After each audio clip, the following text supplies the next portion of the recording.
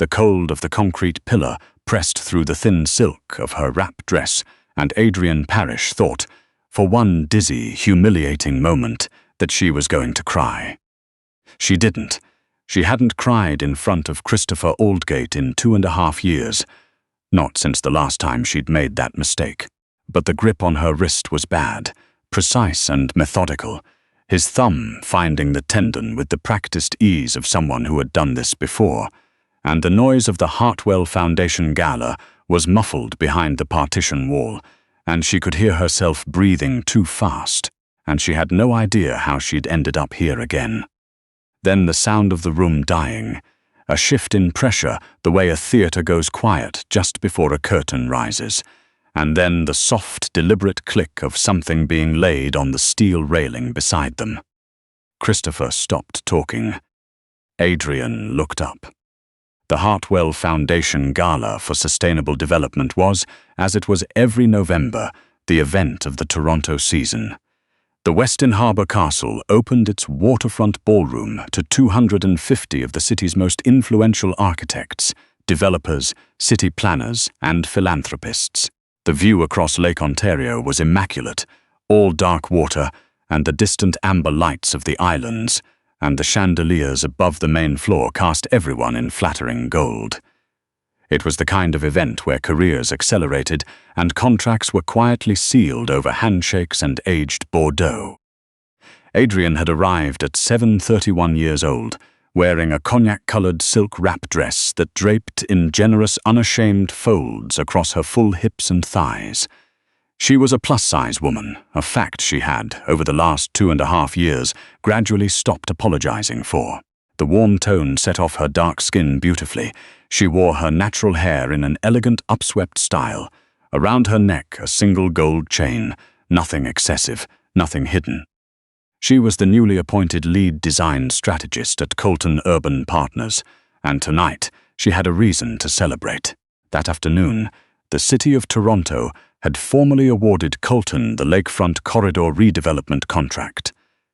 A 220 million commission that would reshape 6 kilometers of industrial waterfront into a mixed-use public and residential corridor, the most significant design project the firm had won in a decade, and it was, from its earliest concept sketches, entirely Adrienne's.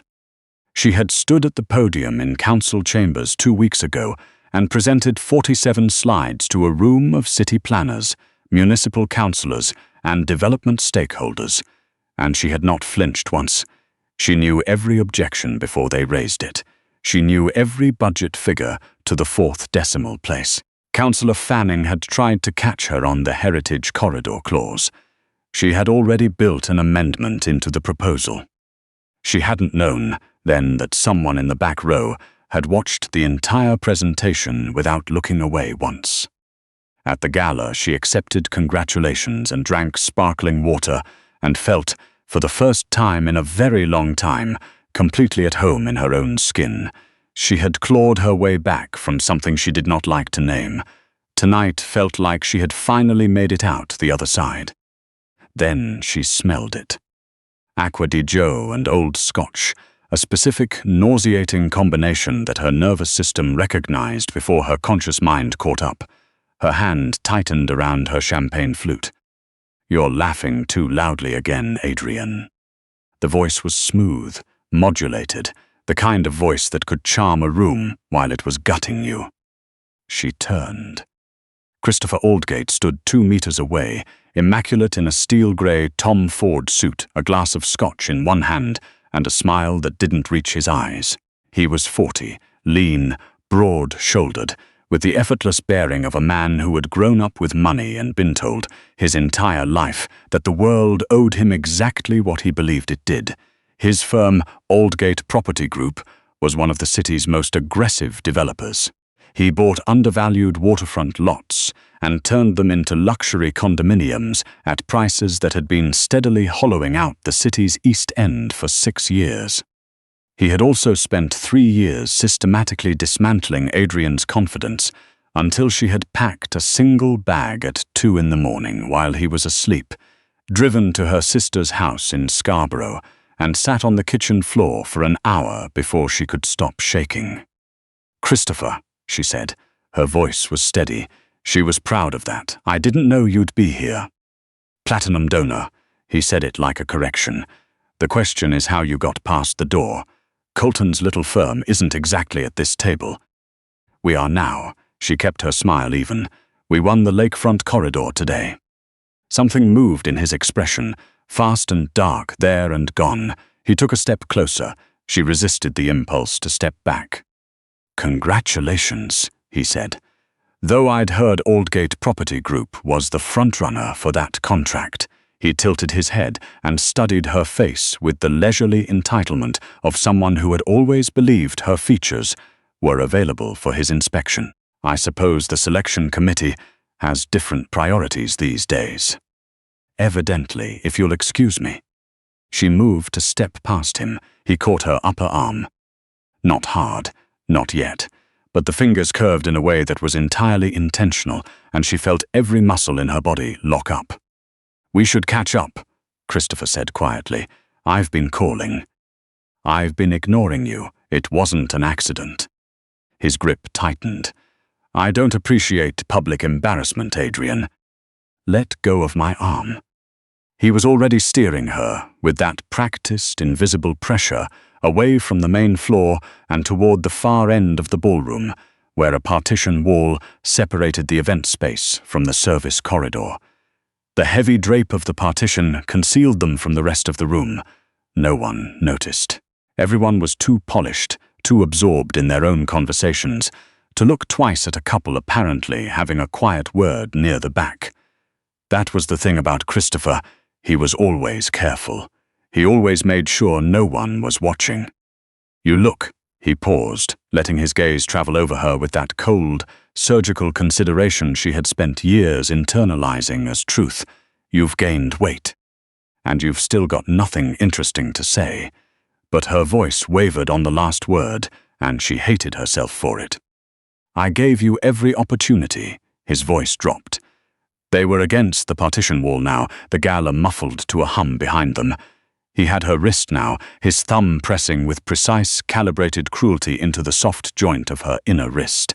"You embarrassed me by running, by refusing my calls, by putting yourself up for a contract that belongs to me. The lakefront project was my design from the first concept sketch. I don't care whose sketch it was. You developed it while you were with me, which means my lawyers have very interesting things to say about intellectual property." He leaned in. The Scotch smell was overwhelming. "We're going to go out the service exit, and you're going to sit in my car, and we are going to have a very calm conversation about how you're going to handle the next few weeks. Let go of me." She pushed at his chest with her free hand. He caught that wrist too. She opened her mouth. The sound of the room dying. Not literally. The Gala continued beyond the partition, the hum of conversation and the soft swell of a string ensemble. But there was a shift in the quality of the air, the kind of thing that raises the hair on the back of a neck, and Christopher's head snapped toward the corridor entrance. A man stood there. He was tall, well over 6 feet, with a build that suggested someone who had been working with his hands long before he had ever worn a suit this expensive. Dark hair, olive skin, a jaw that looked like it had been carved with no interest in approachability. He wore a charcoal 3-piece suit that had clearly been made for him specifically. His expressions, as he looked at Christopher Aldgate, was the kind of absolute stillness that is far more frightening than anger. In his left hand, held loosely between 2 fingers, was a watch, steel and gold, heavy, unmistakable. He reached past Christopher without looking at him and set it on the partition railing with a single, quiet click. Christopher went very still. Dante Caruso. The name arrived in Adrienne's mind a half-second after she recognized the face from the Globe and Mail business section, from ROB magazine features, from a profile piece about harbor redevelopment negotiations she'd read on a Tuesday morning 6 months ago. CEO of Caruso Maritime and Development. His firm controlled the majority of commercial port operations along the GTA waterfront. He held more municipal construction contracts than any single private entity in the city's history. and for the last 3 years, Aldgate Property Group had been trying and failing to acquire the Lakeview development licenses that sat entirely in Dante Caruso's hands. Christopher had described him exactly once in a rare moment of honesty as the kind of man you do not want across the table from you. At the time, Adrienne had filed the comment away and forgotten it. She remembered now. "Caruso," Christopher said carefully. His grip on her wrists had loosened. Not released, but loosened. "This is a private conversation." "I can see that." Dante didn't move from the entrance. He looked at Adrienne only. "Are you all right?" She managed a small, frantic shake of her head. Christopher's jaw tightened. "She gets emotional at events, always has. She's been under a lot of stress." "I'm sure," Dante said. "You don't want to make an enemy of me over this, Caruso. The Lakeview application is sitting on 3 counselors' desks right now. You need those sign-offs." Dante looked at Christopher then. Whatever was in those dark eyes made Christopher stop speaking immediately. "Drop her hands," Dante said quietly. Not loudly, not with any theatrics at all. Christopher released her. Adrienne stumbled back a step, clutching her wrists against her chest. Her right wrist throbbed. She could already see the bruising forming, a dark ring against her skin. Dante crossed the corridor. Not rushing, measured, deliberate, each step with the unhurried certainty of someone who has made a decision and is simply carrying it out. He stopped directly in front of Christopher and spoke very quietly into his ear. 4 words, maybe 5. Adrienne couldn't hear them. She would wonder for months what they were. Christopher's face went the color of old newspaper. "We're done here," Dante said, returning to a normal volume. He looked at Christopher with the expression of a man regarding a problem he has already solved. "Take your drink and go back to the party. If you approach her again tonight, or any other night, I will know within the hour, and we will have a very different conversation." Christopher straightened his jacket. He said nothing. He walked back through the partition without looking at either of them. Adrienne exhaled. Dante turned. The mask of cold authority softened, not completely, but enough. A controlled shift, like someone adjusting a lamp. He picked the watch up from the railing and slid it back onto his wrist without comment, buckling the strap with the ease of a reflex.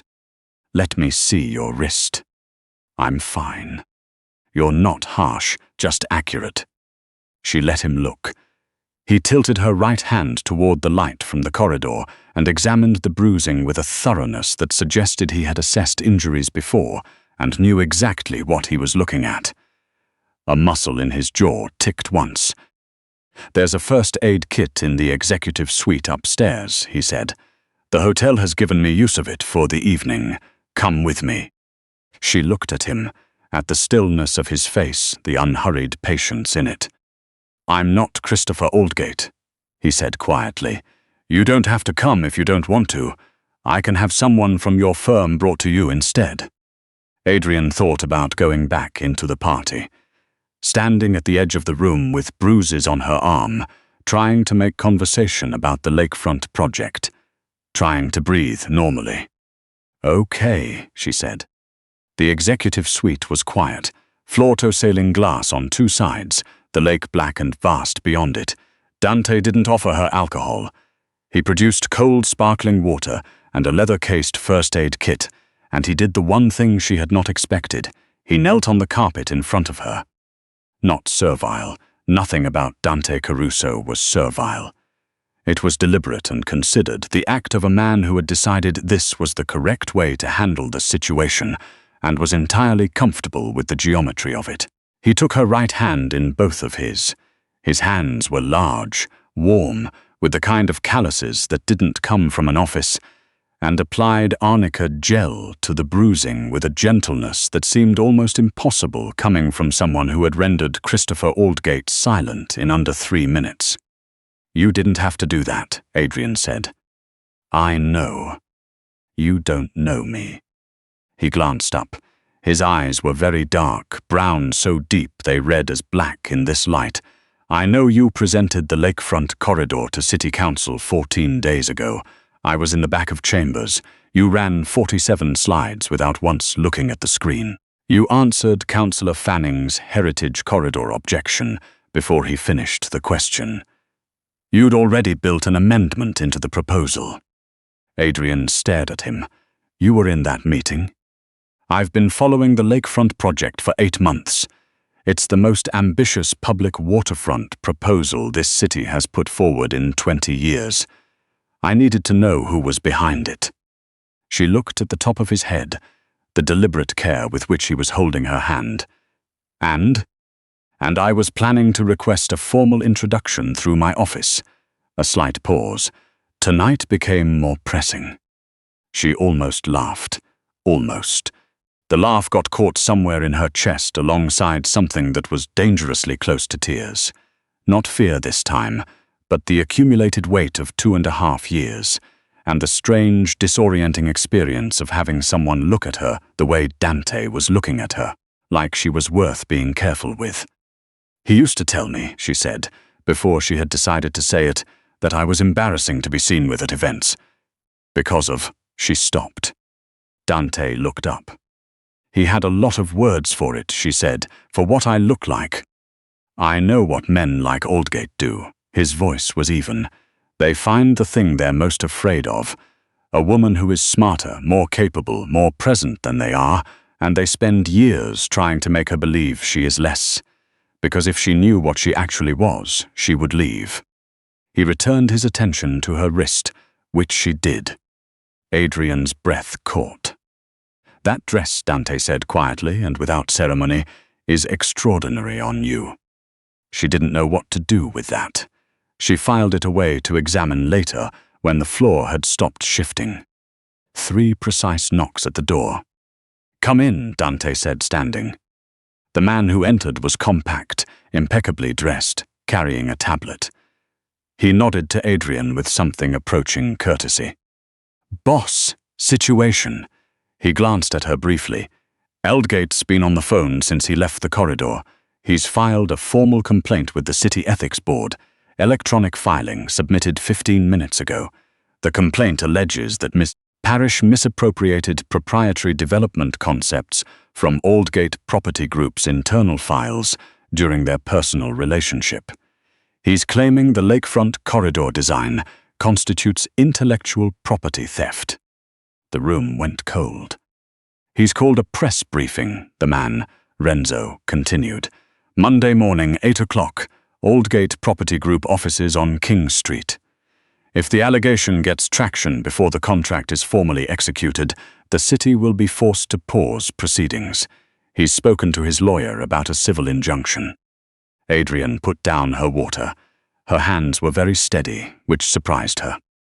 She had always known, somewhere quiet and certain, that Christopher would do this, that if she ever had something real, something that mattered, he would find a way to take it or destroy it so thoroughly no one else could have it either. She closed her eyes for 3 seconds. Then something else came through, something old and precise and absolutely awake. He's projecting, she said. Both men looked at her. The intellectual property claim. It's projection. She straightened. The designer, the strategist, the woman who had rebuilt herself from the floor of her sister's kitchen, all of it came into alignment at once, clean and sharp. 2 years ago, Christopher got blackout drunk at his Rosedale house. He thought I was asleep. He was going through files on his private server, a Western digital external drive he kept in his study, top drawer. I saw the open folder. She kept her voice level. Financial records, payments to city councillors, Fanning, Hargreave, and Steinhurst. He called them political facilitation fees for the reasoning approval on his Lakeview Tower development. Renzo's fingers hovered over his tablet. He uses the same password for everything, Adrienne continued. He told me once, drunk enough to think it was funny, his mother's initials and his old rugby jersey number. Her name was Margaret Elise Aldgate. She died in 2015. His jersey number was 8. A pause. Mia 8. He adds a capital at the end to meet the security requirement, MEA 8C. Silence. Dante looked at her for a long moment, unreadable, precise, and completely intent. "How confident are you?" he said. "Confident enough to walk into that press briefing on Monday?" Something shifted in his expression, not softness exactly, something more like recognition. The look of a man who suspected something and is watching it prove itself true. "Renzo," he said. Already on it, Renzo was already moving toward the door. Monday arrived grey and cold, Lake Ontario invisible behind a low ceiling of November cloud. The air off the waterfront smelled like rain that hadn't fallen yet. The lobby of Aldgate Property Group on King Street West was full by 5 minutes to 8. 7 journalists, 2 camera crews, a representative from the City Ethics Board, and Christopher himself, standing at a temporary podium in a charcoal suit with his right arm in a sling. A detail he had clearly considered carefully. He looked composed. He looked, to anyone who didn't know him, like a man reluctantly doing the right thing.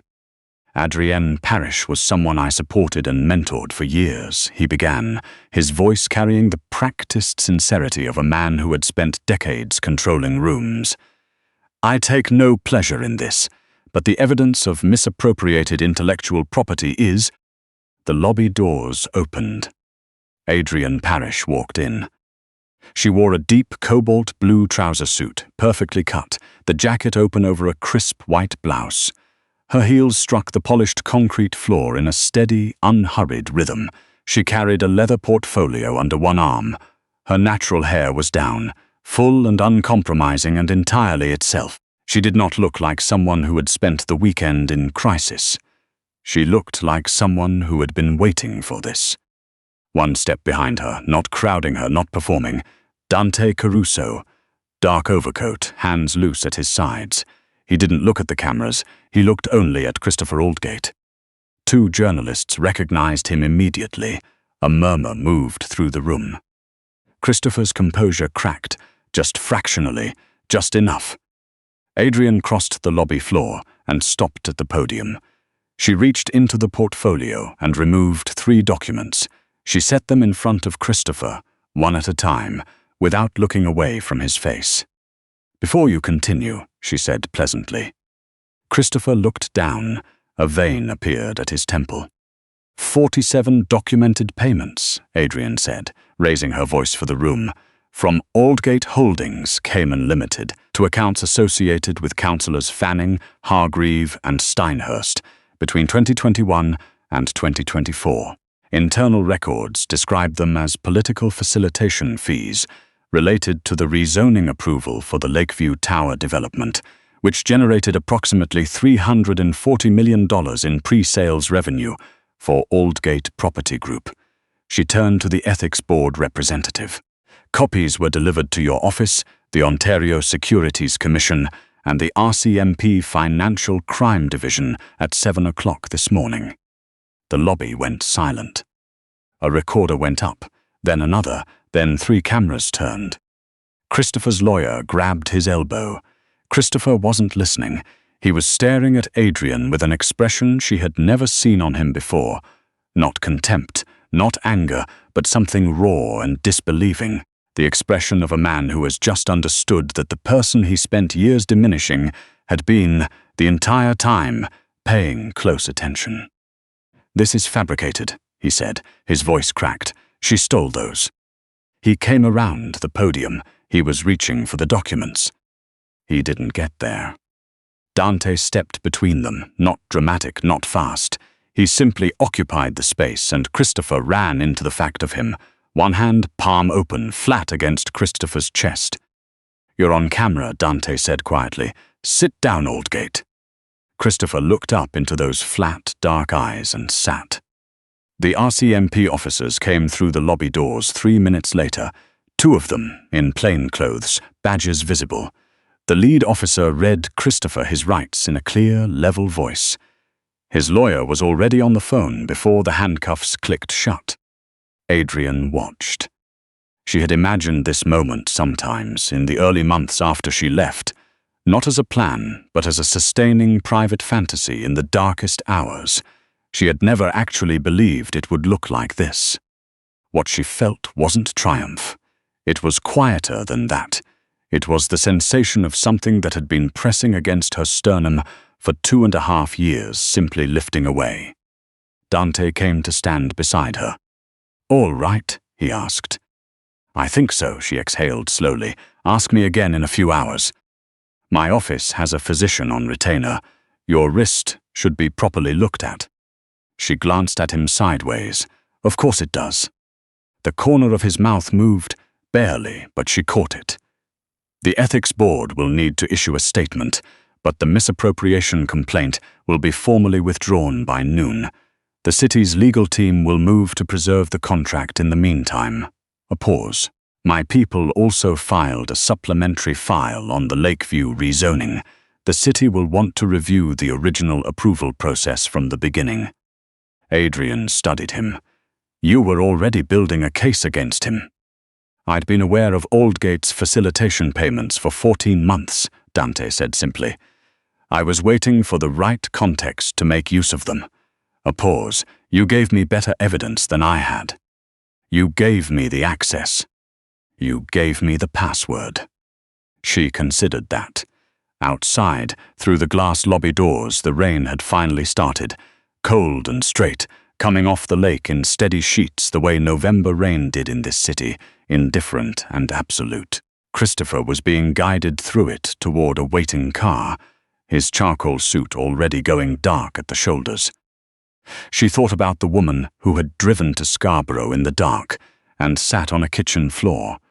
She thought about every room she had made herself smaller in, every opinion she had swallowed, every apology she had offered for taking up the space she needed to take up. She was done with that.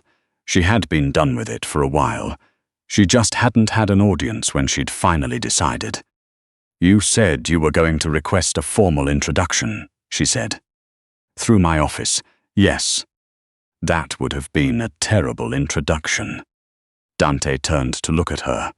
Something in his expression was unhurried and entirely unguarded, the first time she had seen him without any armor on at all. "I know," he said. "I was cautious." She waited. "You're the most interesting person I've encountered in this city in 15 years, he said without any particular decoration. "I've been watching you work for 8 months. That kind of thing makes a person careful about the approach." Adrienne looked at him for a long moment. Then she picked up her portfolio from the podium. She looked at the grey, rain-soaked street outside. She thought about the lakefront project, 6 kilometers of industrial shoreline, about to become something the city actually needed, something that had started as a sketch on her dining table at 10 o'clock on a Tuesday night, when she had been 2 months out of Christopher's house and rebuilding herself piece by deliberate piece. Something that was entirely, undeniably hers. She slipped her hand through the crook of Dante's arm. His other hand covered hers briefly, warm, certain, without ceremony.